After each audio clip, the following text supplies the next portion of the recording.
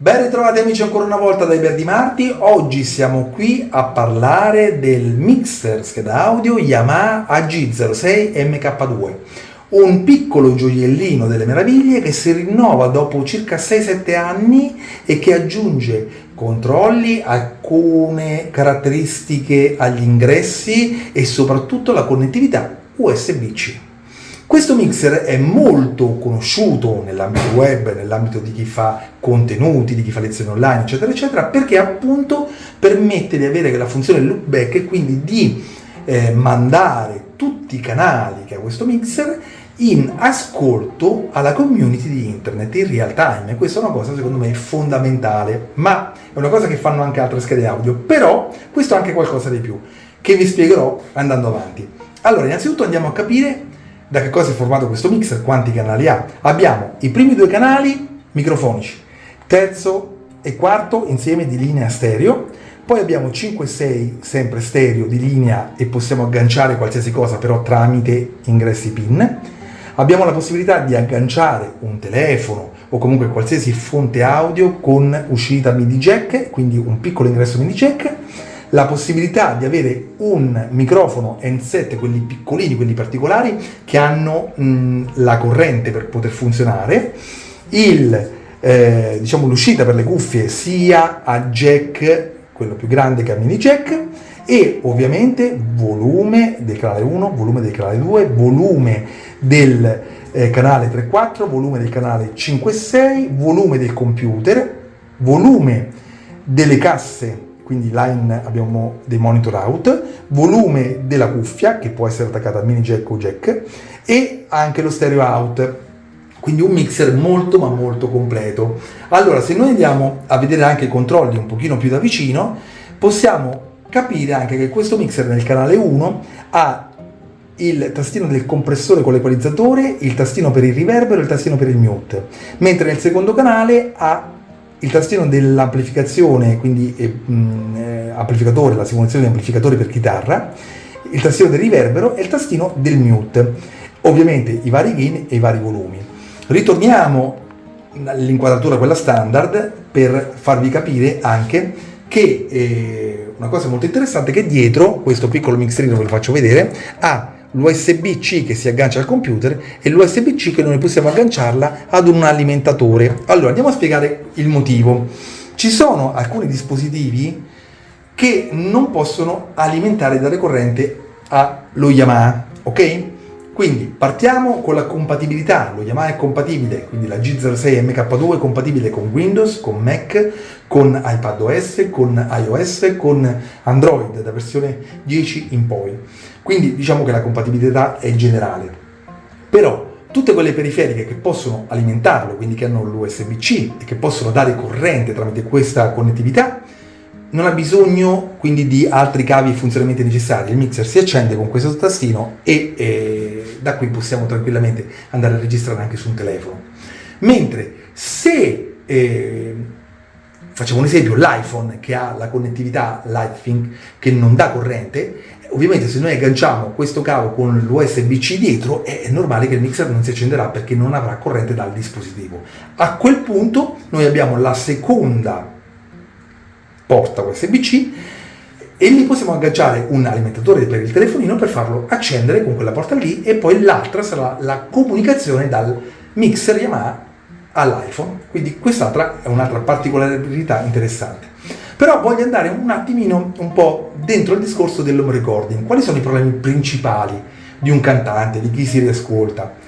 La latenza. La latenza è un problema che c'è su Windows, c'è su Mac anche se ridotta, ma c'è comunque, perché la latenza non è che quella catena, quel giro che fa l'audio, che entra nel computer, viene processata da tutti gli equalizzatori, i riverberi, tutti i plugin che vogliamo, e poi ritorna in cuffia a noi.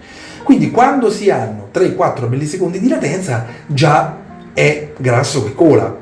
E diciamo che un musicista, un cantante, riascoltarsi in cuffia con 3-4 millisecondi di latenza, ecco qui che comincia a essere fastidiosa la cosa. Allora che cosa succede?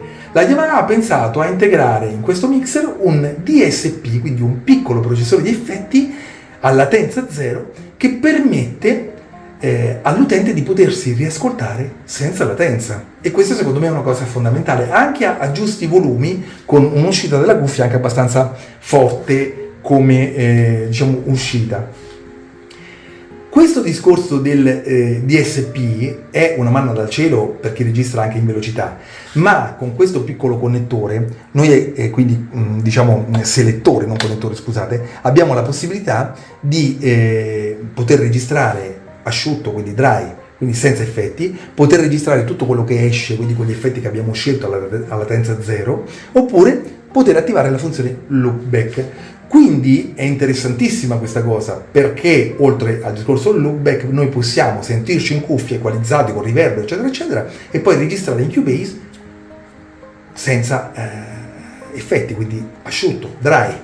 Questa è una cosa fondamentale, è una cosa che io dico molto importante, che fa la Steinberg da tantissimi anni, perché la serie UR mi pare è una serie che innanzitutto monta i Dpré, e quindi voglio dire già ha una certa qualità, ma è da 10 anni che usa questo metodo di avere un piccolo DSP per gli effetti, per il riascolto a latenza 0, proprio perché voglio dire è una cosa fondamentale soprattutto per l'home recording. Detto questo, questo è un mixer da 210-230 euro, quindi voglio dire un mixerino che a questo prezzo fa veramente gola a tantissimi, e soprattutto è una scheda audio diciamo a 6 canali, una scheda audio, ripeto, con l'input, no? Quindi i preamplificatori Dpré, ma soprattutto rispetto alla versione vecchia possiamo connetterci 2 microfoni con il Canon e avere la Phantom su tutti e 2 i microfoni, cosa che prima non era possibile, e quindi già questa è un'altra cosa che mette un vantaggio rispetto alla versione precedente. Ma non solo, secondo me una delle caratteristiche principali di questo mixer è proprio il discorso della latenza, i driver già a bassa latenza, la piena compatibilità con tutto, e il discorso che ha il DSP incorporato e che noi possiamo utilizzarlo in maniera eccezionale ed eccellente con tutti i dispositivi che abbiamo. Un'altra cosa, spesse volte noi, no, la voce magari per non registrarla troppo alta nel computer andiamo ad abbassare un po' il gain, a settarla giusta, ma poi nelle cuffie ci sentiamo bassi. Allora il fatto di avere il DSP e di avere il compressore e l'equalizzatore, ma soprattutto il compressore, ci permette di poter alzare di quanti dB vogliamo il canale, magari uno dove agganciamo la voce, e quindi di risentire in cuffia il nostro timbro pieno e con un volume corposo, voglio dire, no? Rispetto magari alla solita registrazione medio-bassa e riascolto che si fa in cuffia con le schede audio normali. Devo dire che questo mixer Yamaha, ripeto, è unico nel suo genere, che Yamaha ha comprato Steinberg, e quindi non è un caso che anche tutte le schede audio nuove montino i preamplificatori Dpré e che abbiano tutte un DSP Yamaha all'interno per la latenza 0 e gli effetti. Quindi voglio dire, sono schede che sicuramente, se oggi dovessi consigliare a un cantante o comunque una persona che vuole risentirsi in cuffia bene, sicuramente è una delle poche scelte a questo prezzo qui. Poi se non andiamo su prezzi alti, 1000-1500 euro, ci sono tantissime cose, le moto e tantissime altre cose, voglio dire, no? Però a questo prezzo qui abbiamo una scheda veramente delle meraviglie che ci fornisce tutto quanto.